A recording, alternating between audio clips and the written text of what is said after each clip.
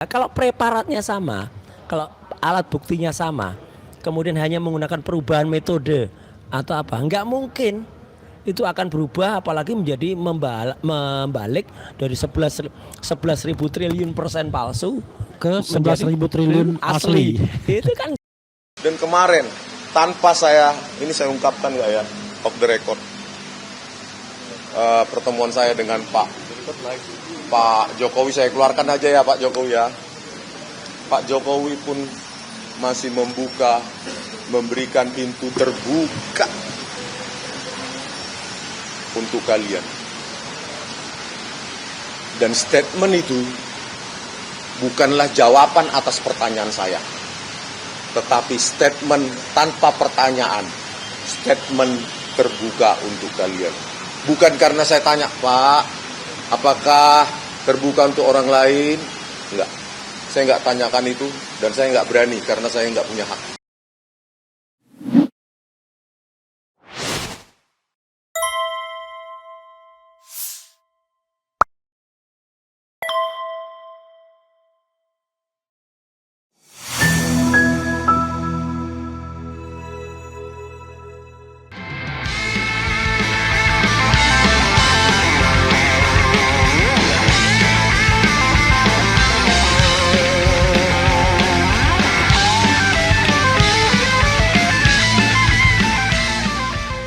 Assalamualaikum warahmatullahi wabarakatuh, sobat RH sekalian dan beberapa channel lainnya. Ada Roy Suryo Official, ya kan?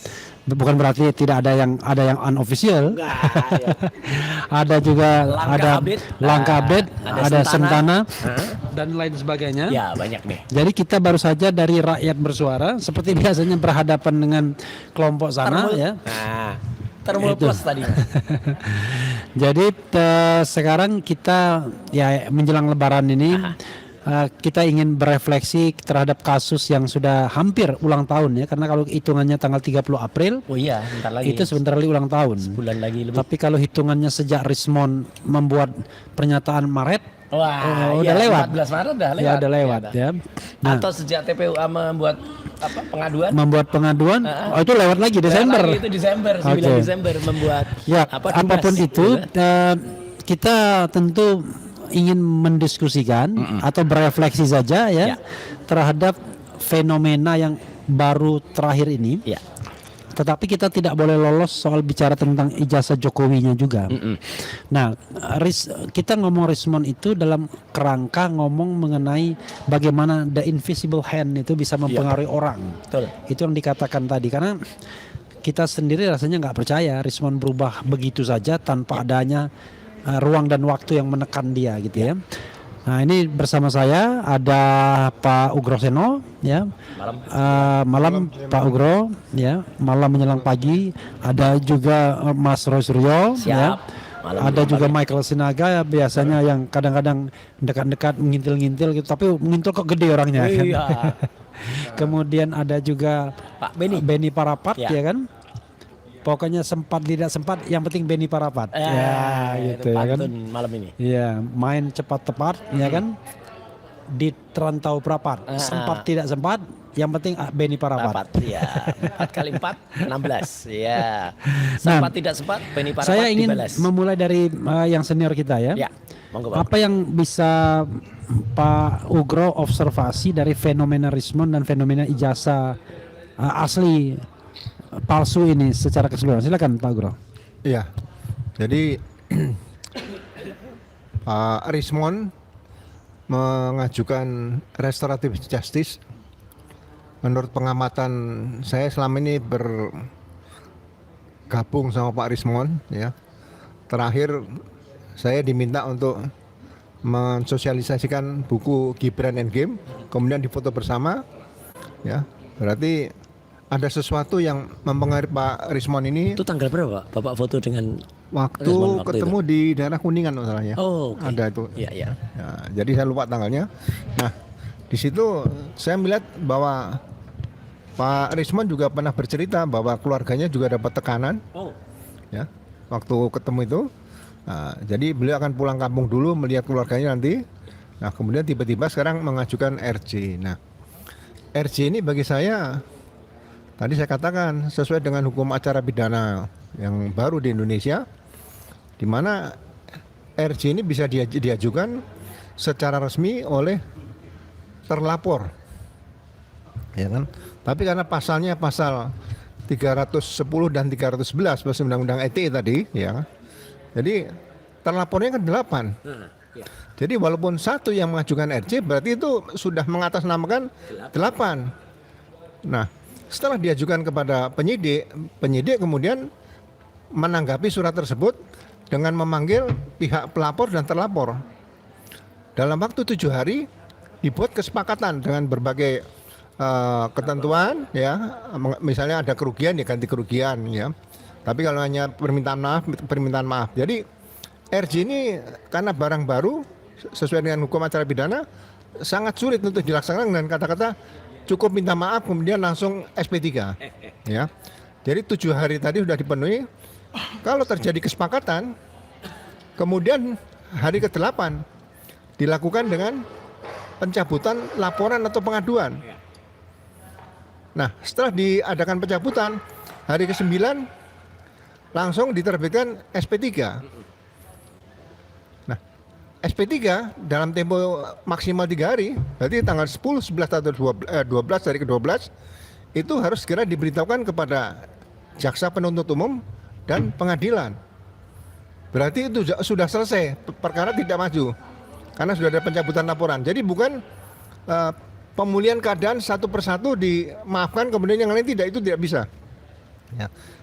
Kalau itu tidak ditempuh dalam waktu 7 hari, berarti kesepakatan tidak tercapai.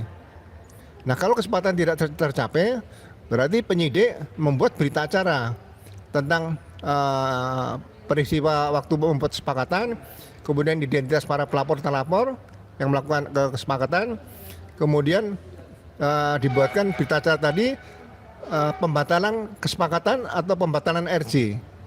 Nah, kemudian itu dimasukkan dalam berkas perkara dan segera dilimpahkan ke pengadilan, ke jaksa, ya, untuk disidangkan. Makanya kalau saya katakan RJ itu bukan hal yang ringan. Jadi dalam penanganan RJ yang bisa dilaksanakan secara murni dan konsekuen, itu belum ada upaya-upaya paksa, misalnya gini. Ada wajib lapor. Wajib lapor itu harusnya ada penahanan, tapi ini tidak ada penahanan, wajib lapor itu juga tidak boleh. Kemudian misalnya ada satu pencekalan, apalagi ada penahanan, ya, benar-benar posisi seimbang antara pelapor dan terlapor, ya. Jadi kalau sekarang RJ-nya diterbitkan 2 orang pertama, kemudian tambah 1 orang, ya RJ-nya itu menurut saya sudah nyatakan batal demi hukum. Ya, jadi perkara harus dilanjutkan. Nah, perkara harus dilanjutkan. Perkara 310-311 harus dibuktikan perkara pokoknya. Nah, saya di sini sekalian menyampaikan bahwa masalah ijazah dugaan ijazah palsu atau ijazah palsu ini kemungkinan ke depan nanti akan banyak kasus-kasus seperti ini. Nah, saya menyarankan itu dilaksanakan dengan azas hukum tentang ultimum remedium. Selesaikan dengan di luar hukum pidana, hukum administrasi. Itu bisa ditangani oleh PPNS atau pihak Kementerian Pendidikan, Kebudayaan, Riset dan Teknologi. Ini bisa ditangani. Itu ingin membuktikan bahwa ijazah ini asli atau palsu. Nah, kalau ditemukan misalnya palsu, nanti akan ditindaklanjuti dengan pidana umumnya pemalsuan. Itu bisa. Jadi menurut saya kementerian ini akan berperan nanti menentukan ijazah ini asli atau palsu. Karena mereka akan memanggil perguruan tinggi, saksi-saksi, misalnya ahli, ada Pak Roy Suryo, ada Dr. Tifa, ada Rismo dan sebagainya akan dipanggil untuk memberikan keterangan di situ. Jadi hal-hal seperti ini ke depan nanti akan menjadi pekerjaan kementerian tadi supaya tidak timbul energi fisik manusia, waktunya juga habis hanya debat masalah kelompok A melawan kelompok B tidak selesai-selesai. Jadi itu yang saya sampaikan, mudah-mudahan ini ke depan kita akan mendapatkan pencerahan baru tentang bagaimana menangani ijazah palsu di Indonesia ini. Terima kasih.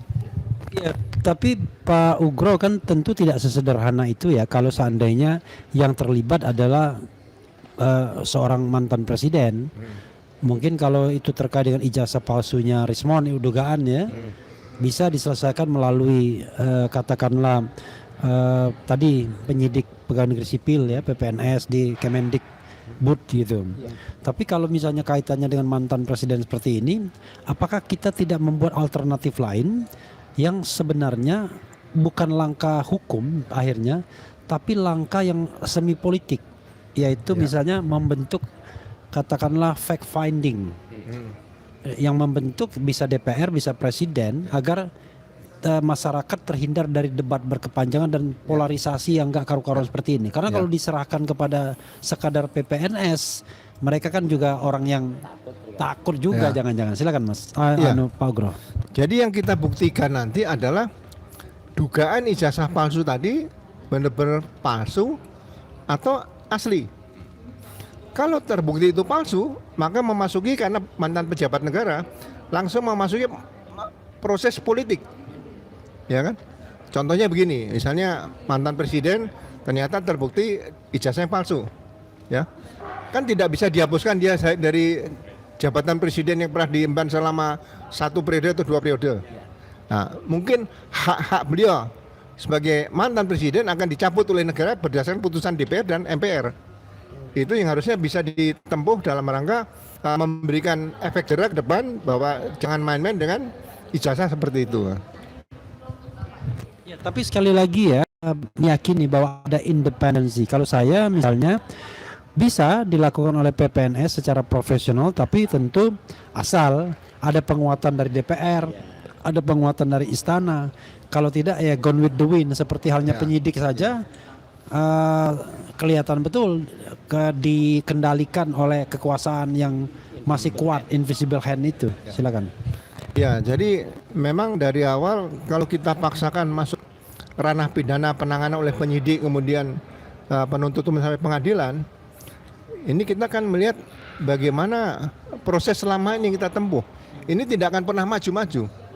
Nah, kita menyatakan dugaan ijazah ini asli atau tidak kan tidak perlu pernyataan, misalnya seorang Rismon menyatakan asli, kemudian orang lain menyatakan ini palsu, ini asli palsu, kan tidak bisa ketemu.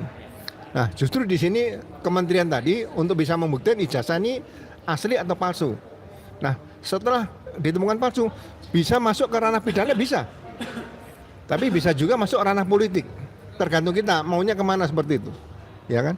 Kalau masuk ranah pidana berarti sudah ada barang bukti yang dinyatakan palsu tadi, lebih konkret gitu loh, daripada kita memaksakan polisi kemudian menyita sebanyak, misalnya sekarang ini ada 709 barang bukti yang diambil. Ini barang bukti apa seperti itu, ya?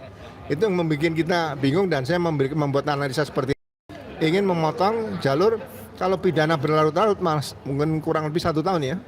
Nah, ini mungkin bisa jalur pintas bahwa barang bukti yang digunakan ijazah palsu tadi atau tidak palsu tadi bukan yang seperti sekarang ini, misalnya yang diduga palsu dilaporkan TPUA, ditangani oleh misalnya Barreskrim, kemudian dihentikan penyelidikannya.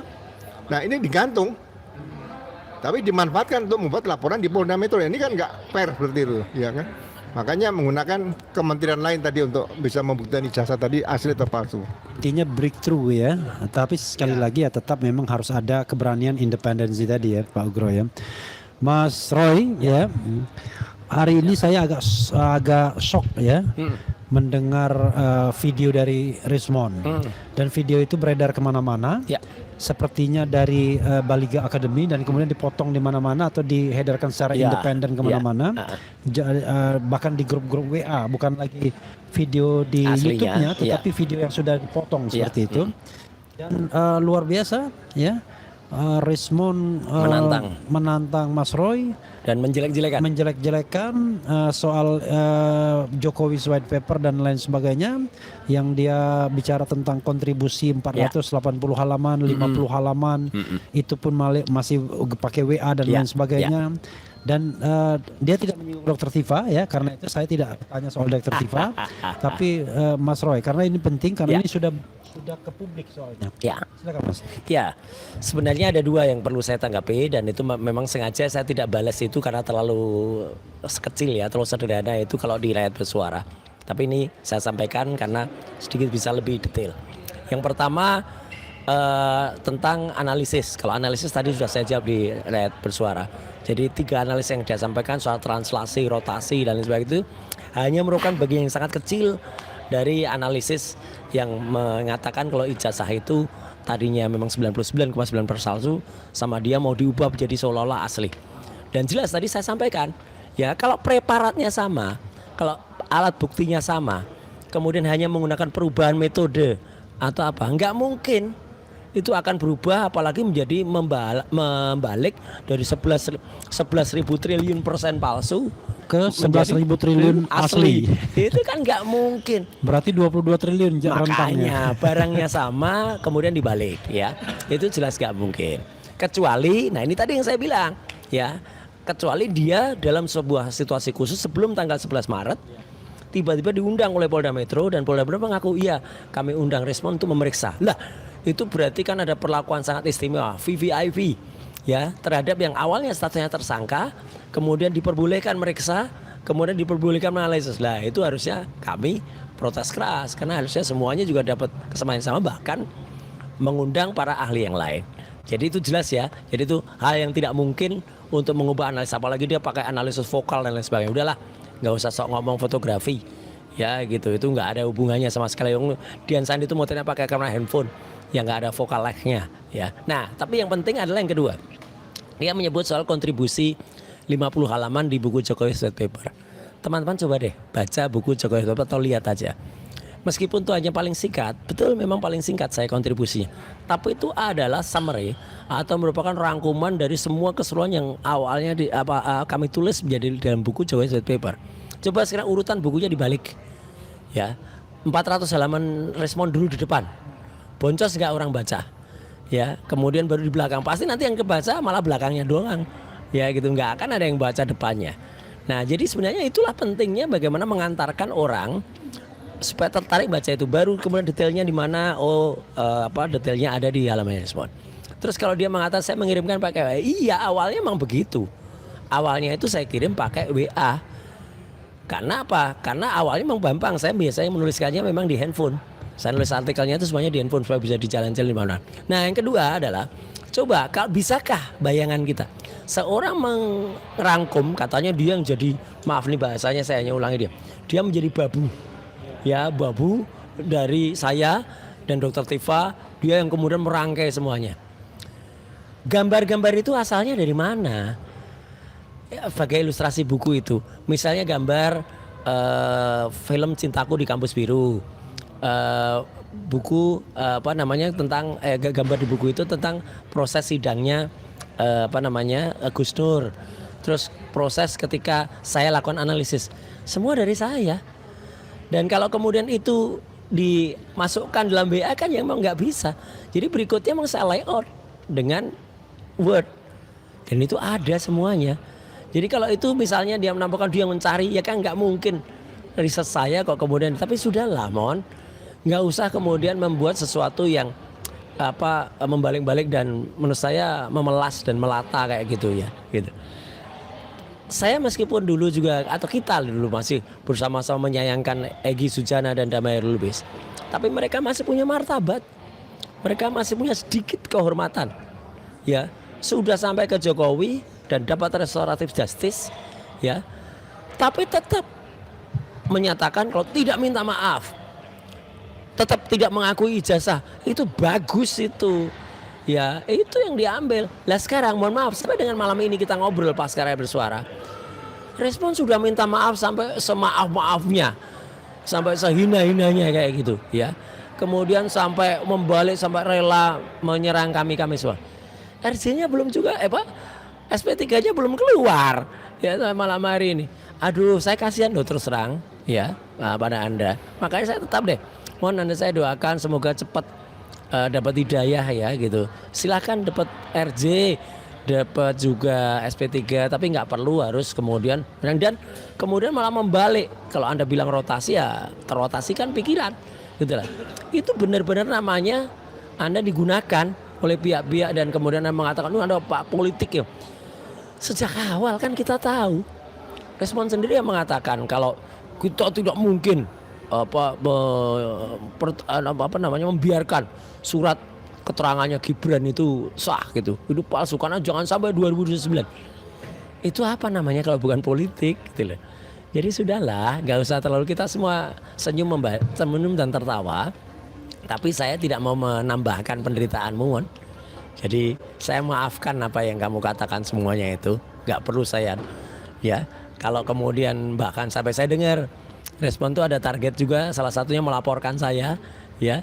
Nah itu ya nggak apa-apa, kalau memang mau dilakukan biarkanlah rakyat yang akan kemudian akan menilai dengan sendirinya. Tapi saya sekali lagi saya tetap mendoakan Respon hasil Sianipar yang dulu pernah menjadi bagian dari kita itu mendapatkan tempat yang terbaik di sisi sana ya, bukan di sisinya. Kalau di sisinya nanti orang nulisnya nanti dikira kita mendoakan yang tidak baik. Dan moga-moga persoalan pribadi Anda ya yang dilaporkan oleh teman-teman dari sana itu cepat juga terselesaikan dengan baik. Saya kira jawaban saya itu aja, Mas. Saya nggak mau menanggapi 8 poin yang dia katakan itu ya. Terlalu kecil bagi kita untuk membahas itu ya. Dan saya tidak suka membongkar atau mengumbar ya sesuatu yang sudah dulu kita yakini bersama itu benar. Tiba-tiba karena adanya tekanan, karena ada sesuatu, tiba-tiba kita mengubah 180 derajat. Itu berarti ada sesuatu. Itulah. Iya, kepada Rismon juga ya, saya sebagai lawyer juga tidak pernah ingin marah ya. Karena yang namanya hubungan lawyer dan klien itu hubungan yang sama-sama sukarela. Persis. Bukan hubungan yang dipaksa. Ya. Nah, tentu ketika kita bekerja sama tentu diikat dengan sebuah ideologi. Kenapa ideologi saya katakan? Karena kita bekerja pro bono. Hanya ideologi yang menautkan kita. Yang bisa mengajak. Ya. Kecuali kalau profesional fee itu barangkali beda banget. Ya. Tetapi karena ini pro bono, ya jelas bahwa perjuangan kita sama-sama membuktikan bahwa ijazah Jokowi adalah palsu. Nah, ketika Rismon kemudian sama sekali tidak mengajak saya sebagai koordinator Bala RRT berbicara, tiba-tiba memang itu agak masalah sesungguhnya. Nah, pertanyaannya adalah kalau Rismon yakin bahwa ada temuan baru, misalnya katakan temuan baru itu mengatakan ijazahnya asli, kenapa tidak dibicarakan ke kita sebagai sebuah hal yang merupakan temuan saintifik ilmiah yang tentu akan kita lihat sejauh mana validitasnya temuan baru tersebut. Kenapa kemudian tiba-tiba cepat meminta maaf kan? Padahal kan ada mekanisme yang dikatakan misalnya ya dia publikasikan saja dulu temuannya. Betul. Ngapain based juga on temuan itu saya memberikan ini dan saya minta maaf. Kalau ini kan orang kemudian mengatakan dia minta maaf dulu setelah dilaporkan, lalu kemudian baru bercita-cita membuat bantahan-bantahan melalui tulisan yang akan dia buat nantinya. Nah ini kan yang menjadi permasalahan jadinya. Tapi sekali lagi kita menghormati langkah masing-masing dan juga rekan Jamada Girsang di sana yang mendampingi Rismon dan sebagai bentuk komitmennya kita sudah membubarkan Bala RRT. Dan saya sudah mengatakan kalau ada yang minta restoratif justice saya mengundurkan diri sebagai lawyernya dan saya sudah lakukan itu hari Jumat yang lalu ya. Awalnya saya mau mengundurkan diri pada hari Kamis pertama kali press conference. Tetapi pada waktu itu ada rekan lawyer mengingatkan jangan nanti kita dianggap melanggar kode etik karena meninggalkan klien dalam keadaan yang mungkin terdesak atau tertekan dan butuh bantuan. Akhirnya kita tunda sehari dan kita lihat ternyata Rismon tidak lagi mau berkomunikasi dengan kita.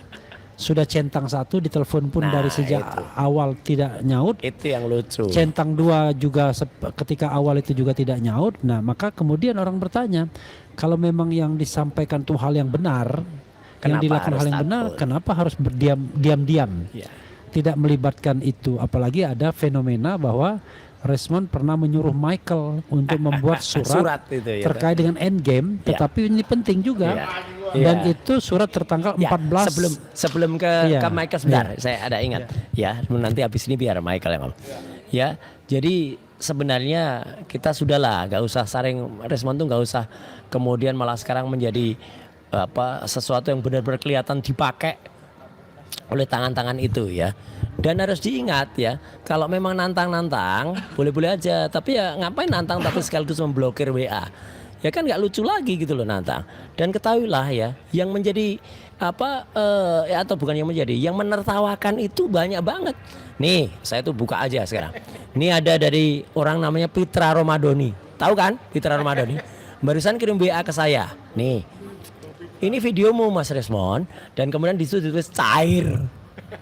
Dah, saya nggak akan memaknai arti kalimatnya apa nih, cair. Ambil ketawa. Ini dari Pitra loh ya. Pitra kirim ke aku, ya tak perlihatkan kepada Anda, Bang Resmond. Makanya saya tadi sarankan masih dengan sangat baik di layar bersuara. Udahlah, yang dibutuhkan oleh Bang Resmond tuh sekarang apa? Bantal ini ya. Nah, untuk apa? Tidur, katanya pengen tidur. Udah tidur aja dulu. Ya tidur manis, ngantuk. Nggak seperti kucing ini, kucingnya ini matanya kurang tidur ini. Itu ya. Jadi sebagai sahabat saya hanya bilang tidur aja dulu deh. Pikirannya tenang dan kemudian nanti bisa berpikir dan tenang lagi, tidak goyang. Itu. Ya, sekali lagi kita tidak ingin menyerang Resmond, Ya. tapi kita ingin hanya sekedar ya bincang-bincang ya sebelum kita berpisah untuk berlebaran. Dan Michael kemudian men-spill surat yang pernah dia buat yang atas perintah Resmond pada tanggal 14 Januari, di mana surat itu kemudian permintaan beraudiensi dengan Jokowi, dan kemudian itu ada soal endgame dan lain sebagainya buku Resmond. Silakan Michael mempertanggungjawabkan agar tidak ada mispersepsi di publik sebagaimana dikatakan Rasman Nasution tadi. Oh iya. Anda juga kayaknya pengen cair juga katanya kan? Oh iya. Nah, silakan. Gila, kalau saya pengen cair, wah ganti apa? Ganti mobil, ganti rumah kali saya. Langsung ketahuan. Nih Bang Benny mau ngomongin apa dulu biar saya terakhir aja. Siap. Silakan Bang Benny aja dulu. Oke, terima kasih. Le. Luar biasa, disuruh dia lemparkan ke orang lain. Pamungkas ya bang. Oh, Pamungkas. Pamungkas. Bang Benny ada yang mau dibicarakan. Oke, silakan. Jadi Ntar gini. Ya, Kita siap. kan harus jelas ya. Michael ini adalah manajer dari distribusi Endgame ya kan, Gibran Endgame. Kemudian Benny Parapat sebagai resellernya juga. Jadi ada kaitannya ke sana. Ya, reseller. Biar kemudian orang nggak tanya ini siapa sih sebenarnya, Ya. oke ya. Oke, silakan. Oke, terima kasih. Jadi saya memang adalah salah satu reseller dari buku Given Endgame. Dan kemudian sampai sekarang pun saya masih menjadi reseller dari bukunya Dr. Tivan terakhir, yaitu Otak Politik Jokowi dan Samurai Pena Dr. Tiva. Nah, apa yang ingin saya sampaikan adalah persis seperti yang disampaikan oleh Bang Refli tadi. Ini menurut angle saya ya, pandangan saya. Kalau memang Resmond ini memiliki penelitian dari sisi geometri, translasi, kemudian pencahayaan yang sudah dilakukan 3 bulan terakhir, pertanyaannya, the question is, kenapa tidak dibicarakan di internal? Ibaratnya keluarga, yang ngomong dulu lah, kan begitu. Bicarakan dengan Mas Roy, dengan Dr. Tiva, dengan pengacara, ini loh saya punya temuan. Ini kan enggak, tiba-tiba langsung ke Solo. Nah ini kan ada apa? Tanda tanya. Dan yang kedua, Bukan langsung ke Solo, ke Polda Metro langsung, ke Dirkrimum dulu. Oh. Setelah itu, setelah diumumkan baru kemudian ke Solo. Oke. Nah, kemudian yang kedua, Resmond kan pernah menyatakan dalam berbagai forum bahwa lawanlah buku dengan buku. Nah, ini kan enggak. Seharusnya Resmond ini membuat dulu semacam postulat atau rumusan yang benar-benar pasti, baru membuat pernyataan atau statement atas buku Jokowi Swatter dan buku Gibran Endgame. Kalau ini kan enggak. Buku yang sudah dibuat dilawan dengan narasi.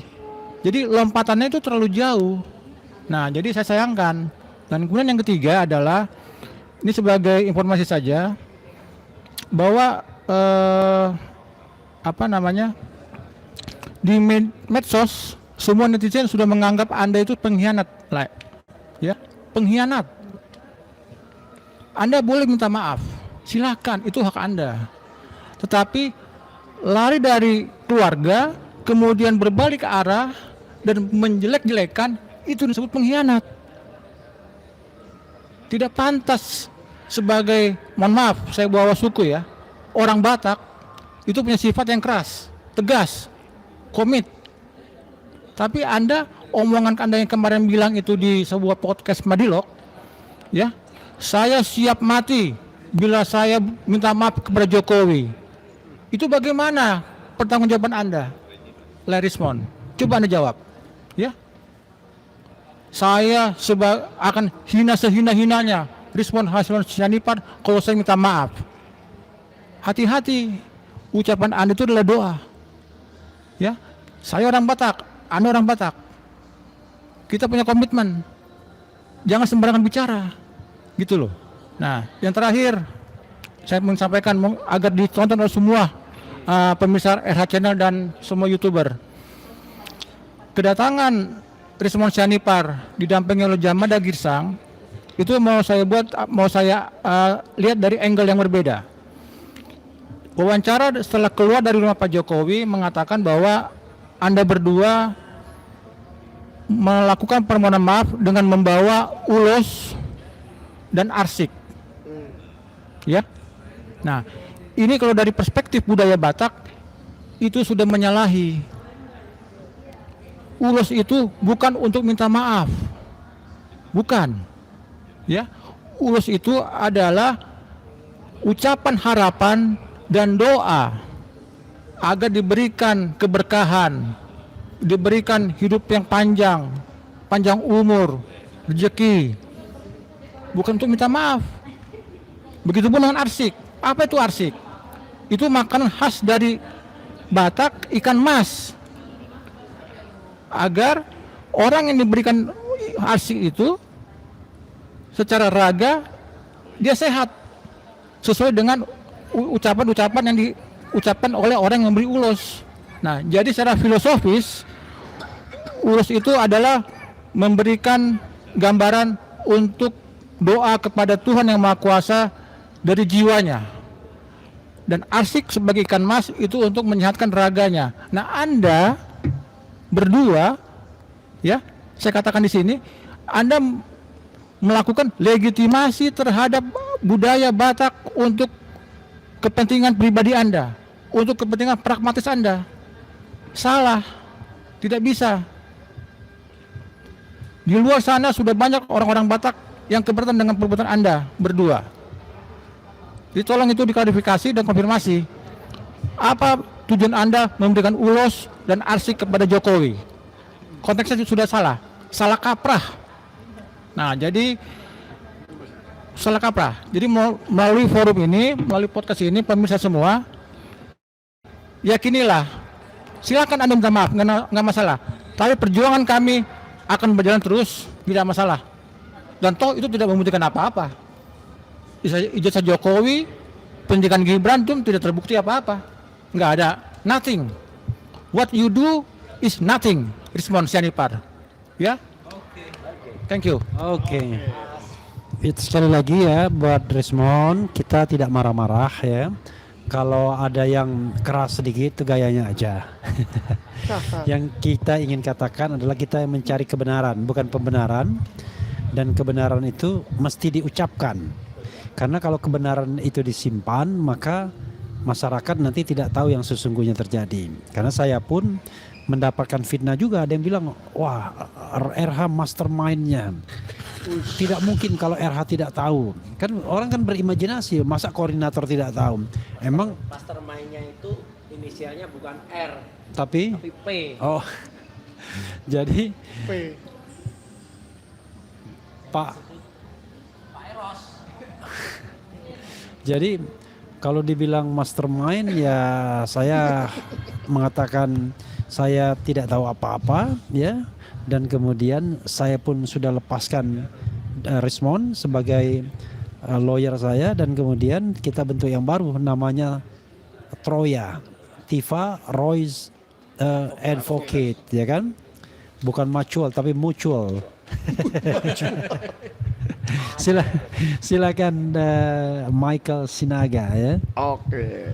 Nah, tadi Pak Roy dituduh seperti itu. Saya juga dituduh tadi di Rakyat Bersuara oleh seorang Rasman Nasution ini ya. Aduh, lah ini nggak jelas aja ini tuduhannya. Jadi kalau memang saya terlibat, ya jelas saya akan menyembunyikan itu. Ngapain saya buka? Bodoh sekali saya, ya kan? Dan kalau saya memang terlibat di situ, saya kepingin duit juga atau apa, ya kan? Tuduhannya kan seperti itu tadi, ya kan? Sekarang begini, saya sebagai yang pernah menjadi koordinator manajemen Gibran Endgame bersama brand ambassador Roy Suryo, iya kan? Dan di sini banyak nih masih di sebelah saya manajemennya nih. Ada bendaharanya di sini, ada investornya di sini. Nah, pertama yang Abang Rasman harus tahu dan rakyat Indonesia harus tahu, buku tersebut tidak akan terbit tanpa dua orang. Satu itu seorang Ibu Lisa namanya, menyumbang 50 juta. Kedua, saya menyumbang 25 juta. Bukan menyumbang ya, dipinjam duit saya untuk mencetak buku itu. Tapi ya kalau nggak ada itu juga nggak bakal bisa. Nah, yang saya sayangkan di hari-hari pertama untuk mencari investor itu, ada dua orang yang menjanjikan 25 juta seorang juga. Satu namanya Jahmada Girsang, satu namanya Mulyadi. Dua orang itu, nih apa sih? Ajar juga nih lalat satu nih. Nah, jadi awalnya harusnya ada uang 125 juta untuk mencetak buku itu. Tapi yang yang melaksanakan komitmennya hanya yang 50 dan 25 saya. Udah dibalikin sih duitnya, jadi nggak usah ini, santai aja Bang Rismond, nggak usah marah-marah dulu. Saya tahu uangnya udah dikembalikan, tapi Anda lupa saya pernah membantu untuk itu, satu. Nah lalu manajemen itu ya solid selama 14 hari saja. Cukup 14 hari saja itu solid. Karena di tanggal 14 ada seseorang yang nelpon-nelponin Bang Rismond malam-malam di Bandung. Dia mungkin menelponnya nggak dari Bandung ya. Nah ada yang mengatakan itu seorang pengacara. Namanya siapa nggak tahu, mungkin namanya sudah saya sebut tadi. Ya, atau mungkin dia yang bersama Bang Rismond datang ke Istana Wapres dan ke rumah Jokowi di Solo. Mungkin itu orangnya. Tapi saya nggak tahu, silakan diklarifikasi aja. Apakah Anda yang nelpon-nelpon sehingga Bang Rismond bilang, seperti saya bilang di Rakyat Bersuara tadi, kalau besok saya sudah tidak ada, siapa yang mau melanjutkan buku ini? Tanya Rismond kepada kami bersepuluh. Loh, Anda tidak ada. Saya tanya begitu ke Bang Rismond ya. Nih Bang Refli biar tahu juga nih. Saya tanya ke Bang Rismond, emang Anda mau diapain? Abang mau diapain? Ada yang ngancam membunuh kah? Ada yang mengancam apakah? Menangkap, memenjara atau apa? Karena ancaman-ancaman seperti ini ya udah banyak. Entah di medsos, entah di mana, udah banyak sekali ancaman seperti itu. Tapi ya satu, kita kan punya Tuhan ya. Yang kedua, kita juga punya akal sehat. Kenapa sekarang? Gara-gara buku ini dicetak, ya terserah Anda lah. Tapi sejak malam itu, memang kelakuannya Rismond sudah berubah. Sejak 14 Januari 2026. Jadi yang dibilang Pak Roy prabayar pasca bayar, sebelum itu lagi ini. Saya katakan ini prakondisi. Prakondisinya sudah terjadi, tinggal prabayarnya yang terjadi. Ya kan, prabayar pasca bayarnya itu menyusul nanti. Nah, gitu. Jadi itulah yang membuat Rismond menyuruh saya untuk membuat surat ke Pak Jokowi. Yang akhirnya saya tidak kirim. Gitu Bang. Ya, jadi tapi gini, kita harus klarifikasi dulu ya, karena ini di channel-channel banyak orang dan kemudian ada RH di sini. Kalau kita bilang prabayar pasca bayar itu istilah saja ya.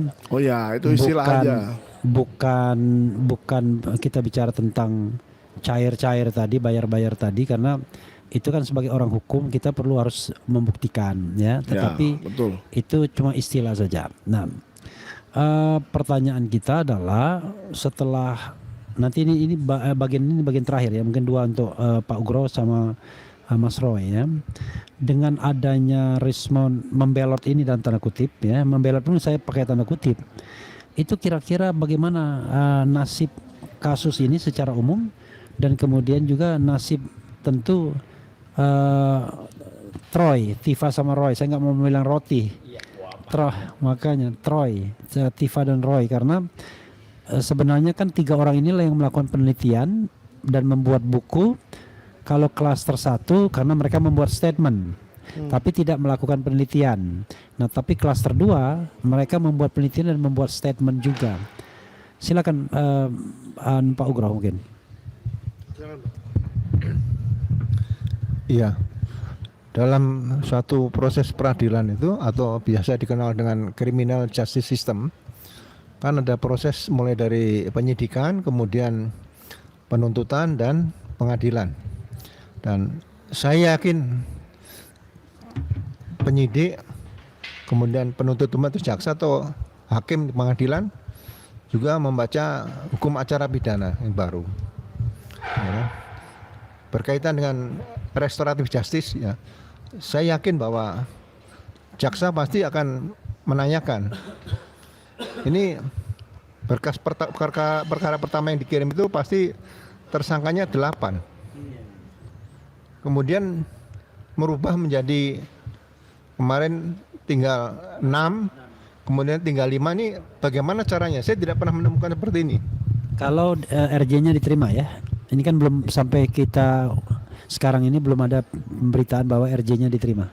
Iya, kan ada Pak Egi sama Pak Dame Hari Lubis kan sudah SP3. Berarti RJ-nya sudah selesai. Berarti jaksa kan pasti menanyakan, berarti bagaimana dengan yang lain? Ini kan satu berkas perkara ada 8. Kemudian dikurangi dengan cara dikurangi RJ. Aturan di hukum acara pidana tidak ada. Dan pasti akan dikembalikan lagi oleh jaksa. Dan perkara ini tidak akan pernah bisa masuk karena sudah dilaporkan juga dimintakan penetapan pengadilan. Kalau dalam criminal justice system tadi, dalam penegakan hukum pidana ini, ketiga lembaga tadi mulai dari penyidikan, penuntutan sampai pengadilan mempunyai sikap yang sama, ya kita sangat sayangkan bagaimana hukum acara pidana yang baru ini kok bisa diberlakukan dengan cara kompromi. Itu seharusnya tidak boleh terjadi seperti itu ya. Saya rasa seperti itu penjelasan saya, Mas. Iya, kita memang bicara mengenai kalau pihak sana kan mengatakan berdasarkan pasal 361 huruf A, maka karena ini sudah dalam masa penyidikan masih menggunakan KUHP yang lama berdasarkan aturan peralihan tersebut. Tetapi yang perlu diketahui, KUHP lama tidak ada mekanisme restoratif justice-nya. Dan untuk Egy Sujana dan Damai Hari Lubis kemarin menggunakan Perpol, peraturan kepolisian. Tetapi kalau karena saya juga orang hukum mengatakan harusnya tidak bisa, karena kalau mau dihidupkan KUHP yang lama itu kan perintahnya dari KUHP yang baru. Begitu KUHP lama tidak mengatur, ya harus dikembalikan lagi ke KUHP yang baru sebagai bentuk hukum yang sejajar. Karena kalau diturunkan ke bawah itu tidak apple to apple sebenarnya. Jadi tidak bisa menghidupkan sesuatu yang tidak seimbang, tidak sejajar begitu. Jadi penyidikan itu penegakan hukum tidak dikenal dengan istilah hybrid. Ya. Menggunakan KUHP lama dan KUHP baru kan? Ya. Kalau memang menggunakan KUHP lama berarti tidak ada RJ. Tidak ada permintaan maaf. Ya. Nah, kemudian kalau menggunakan peraturan Kapolri Perkap nomor 6 2019 tentang penyidikan tidak pidana atau ada peraturan Kapolri tentang RJ, ini kan sudah ada hukum acara pidana yang baru, Undang-Undang 20 tahun 2025 nih. Iya. Ya berarti otomatis perkap tadi udah tidak berlaku lagi, harus dibikin perkap baru yang sesuai dengan KUHP yang baru seperti itu. Ya, jadi sekali lagi tidak ada penegakan hukum yang hybrid. Ya, bisa menggunakan BBM, bisa menggunakan listrik seperti nggak bisa.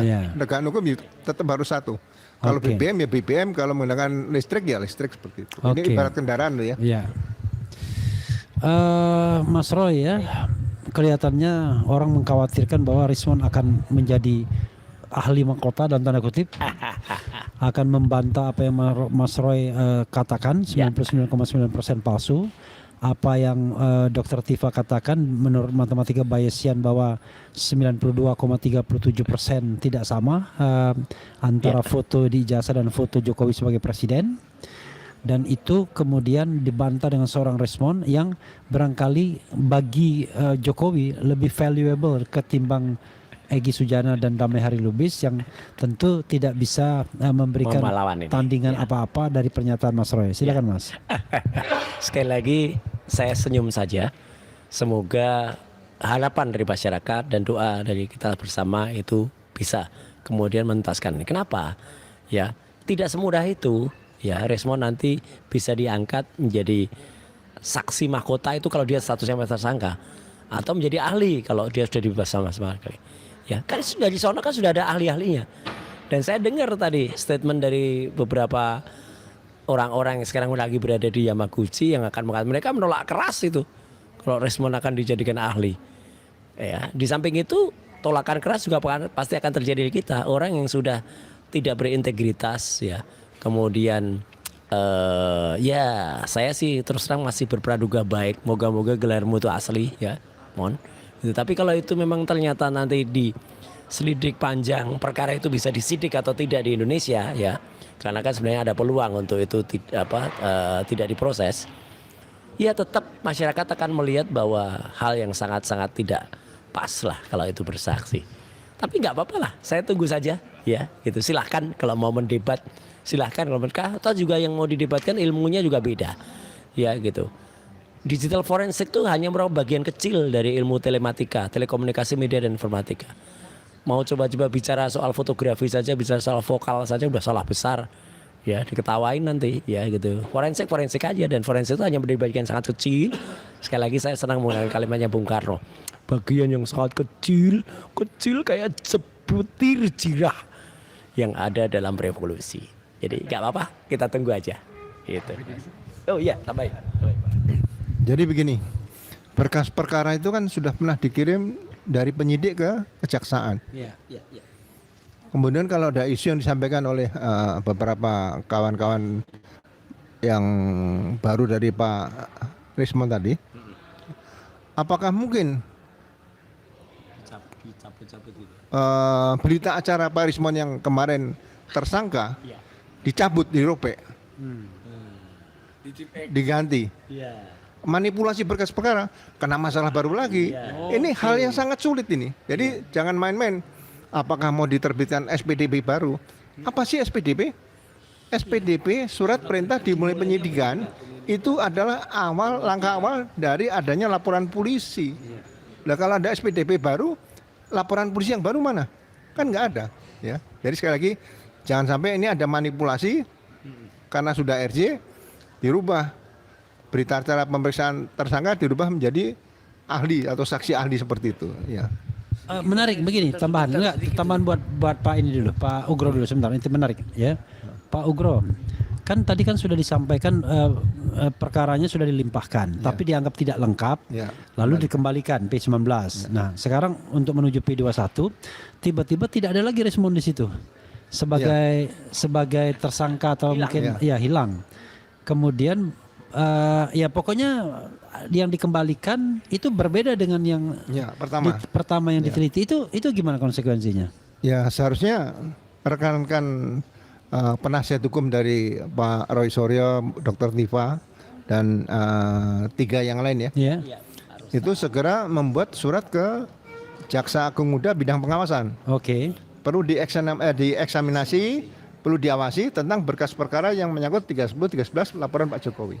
Sehingga ini nanti akan dikawal ketat oleh Kejaksaan Agung nanti. Oke, kita lakukan itu. Silakan Pak Janus. Cuma Pak sedikit Janus aja ini, sih komentar saya Pak. Sebentar dulu dong. Pak Janus ini siapa dia ya kan?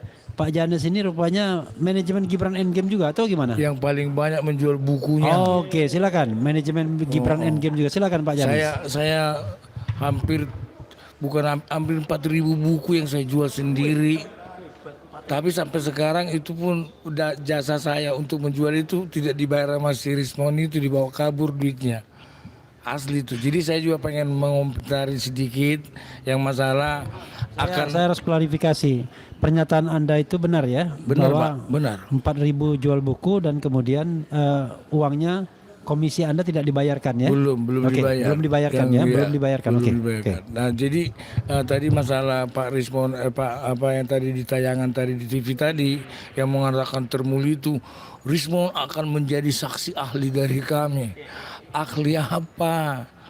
Aksi membuktikan menganalisa yang palsu, sementara yang ahlinya itu ijazahnya palsu juga.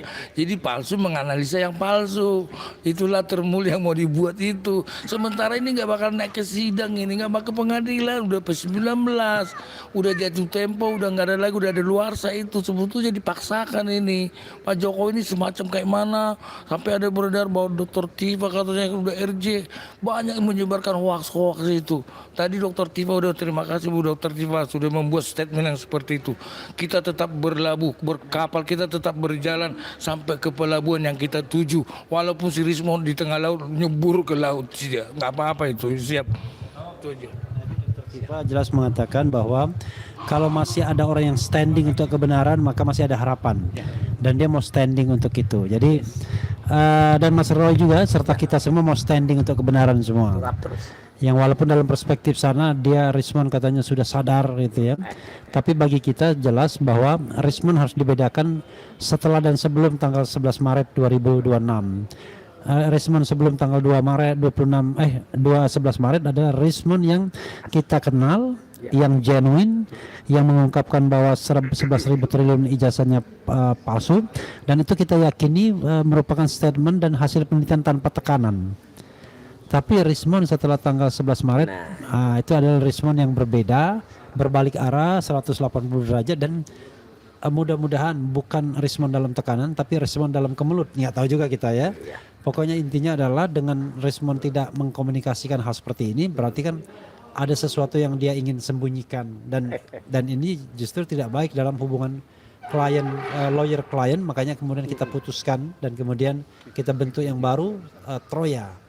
Tifa Royce Advocate. Begitu sobat era sekalian ya. Pembicaraan tengah malam kita ya, ini malam ke-28.